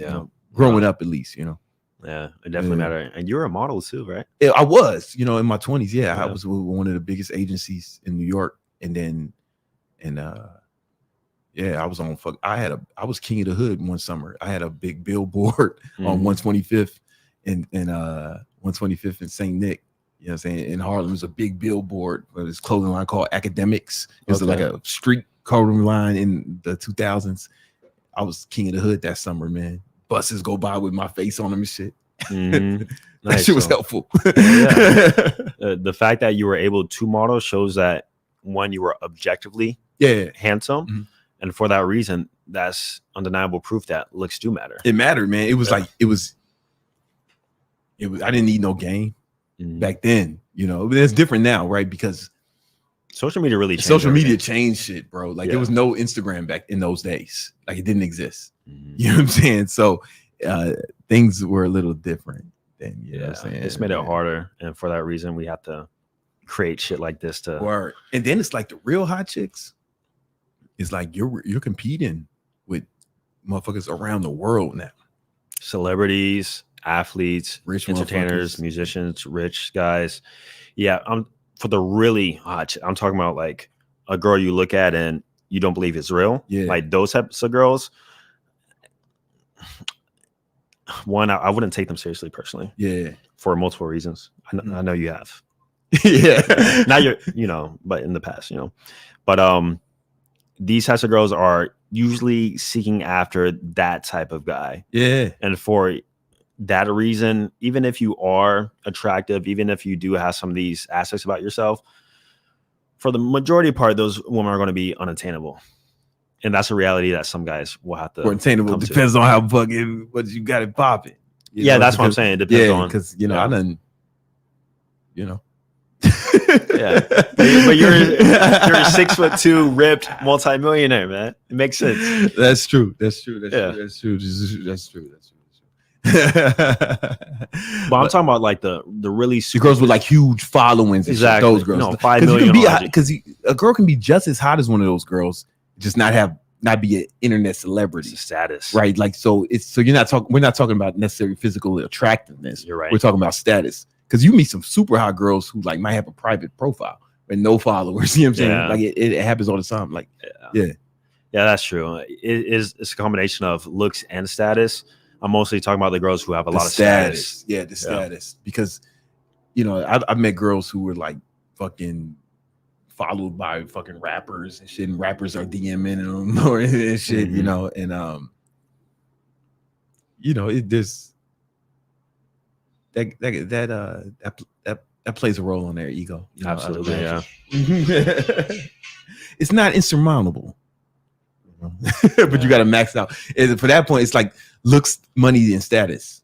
Like you got to get as high as you. I think the highest you get on, the more you can max out each one of those, the easier this game gets. You know what I'm saying? Because you're competing with less guys, or I don't know. You tell me, because you're competing with less guys, but the guys you're competing with are formidable opponents. Yeah, but there's not that many of them, so at that point the numbers game is in your favor. I remember this girl I really liked. You know what I'm saying? I was like, I had a crush on her. You know what I'm saying? And I posted a picture of me and you, and then she DM'd me asking about you, and I was like, all right, well, this is the last time this has happened. Now I can post pictures with you. I had a girlfriend. You know what I'm saying? Yeah. That's happened quite a bit, actually. Yeah. I'm like, this motherfucking man. He got bitches I like asking me about him. Fuck this. Hey man. Hey man, heavy is the head that holds the crown. You know what I'm saying? Your friends don't even want to be around you. Being the handsome guy in the friend group when your other friends aren't handsome can actually be a potentially a net negative. Word. Yeah. Because of it fucks with your friendships. Yeah, like jealousy, or you go out, you're getting the most attention. Yeah. And people are, who's your friend sort of guy, or they approach a girl and it's like, oh, you're okay, but who's that? I got you. It makes you feel bad too. It's like, I don't even want her. Like, bro, like, oh shit. I still ended up getting that girl. Oh, okay. Hell yeah. That girl. You know what I'm saying? Because I was just like, I just cock blocked you. I was just like, oh man, you don't listen, man. You don't want to be with him, man. He got listen, this guy, man. I think he's a homosexual. No, I'm just joking. I'm just joking. I didn't say that. Absolutely not. I didn't say that. Yo, man, listen. He's married. Yeah, man, he was. That's my boy, man. It's really cool. He's still able to live a life even after getting the HIV. You know what I'm saying? Fair enough. I'm just joking. Game is game. I didn't have to do that. I'm just fucking around. Yeah. You ever run a 2-man? Excuse me? You ever run a 2-man? I don't think so. Pause. I do not. Nope. I don't want to be when motherfuckers be running trains and shit. And I'm like, nope. I don't even want to be in the same fucking room with a guy with erection, or I don't want to be in the same building. What did you mean when you said that? Yeah, so I didn't mean a train or anything homosexual wise. What I meant was you and a friend go out on a date with a girl and her friend. Oh yeah. Or you and a friend approach a girl and her friend, and you end up going out, hanging out. Oh yeah, for sure. Gotcha. So going back to the handsome disparity thing amongst your friends, if you don't have attractive friends too, it could actually ruin two mens. So where the girl is interested in me, oh, do you have a friend for my friend? Yeah, here's my friend. Never mind. Nah, man, my best friend is a white boy Brian. So we didn't have that problem, man. Like Brian, if anything, Brian was I'm not gonna shit on him. He was doing, but he did his thing. You know what I'm saying? So we ain't had that issue. You're good then. Y'all probably had some wild nights. Yo, Brian used to get it popping, man. Back in long time ago. He's got a girlfriend. I mean, I'm talking about a long time ago. She'd be watching the podcast. Shout out to her. Long time ago. This motherfucker did some shit. he done some shit that I was like, all right. All right, this motherfucker's the man. Like once this motherfucker had. All right, I'll tell you later. I've probably done worse. Nah. He was the man back in the day. Oh, but you know what I'm saying? Luckily, man, you know what I'm saying? Me and him, we both got girlfriends now, man. So it all worked out the way it's of course. Yeah. So sometimes it's just fun stories to tell. Yeah, man. You're here to help these guys. Exactly. You know what I'm saying? Whatever they trying to get, man. Where can they find out more information about? Yeah. You can find me on all social media platforms, Austin Dunham. Dunham is spelled the last name. And then my program, course, mentorship, to where you actually want me to not only teach you, but help critique and guide you through all these processes, through every single part, plus more. Because we didn't even get into like the nuances of texting and just date setup, etc. And even just building your social media, growing your online presence and influence really is thedigitalromeo.com. We can put the link in the description. Yeah, it's actually in the description. And it's not just a course, it's like a mentorship program. Like you're going to work with them. It's not like, hey, watch these videos. Good luck. No, there's homework assignments, there's weekly tasks. It's actually like you working with them. Me. Yeah, that's what's up. Everybody, that's what's up, man. All right, yo, listen, guys, make sure y'all check that shit out if you're trying to increase your fucking pimping. You know what I'm saying? And follow him on Instagram and all the other shits too. You know, my man. Thank you so much, man. I'm really proud of you, though, man. Honestly, I remember when you was in college and I was, running the ads for your shit, at first. And to see how far you took it, man, and you still doing it, and just every year you just keep elevating, man. Like I'm legit, like you did the work. It's like I'm not trying to take credit for anything you did. Like I'm actually proud to see how far you took it and how you keep elevating every year, man. It like really, you know what I'm saying? It makes me happy to see that shit, man. Appreciate it, man. Thank you. Sure. Awesome. All right, y'all. Peace.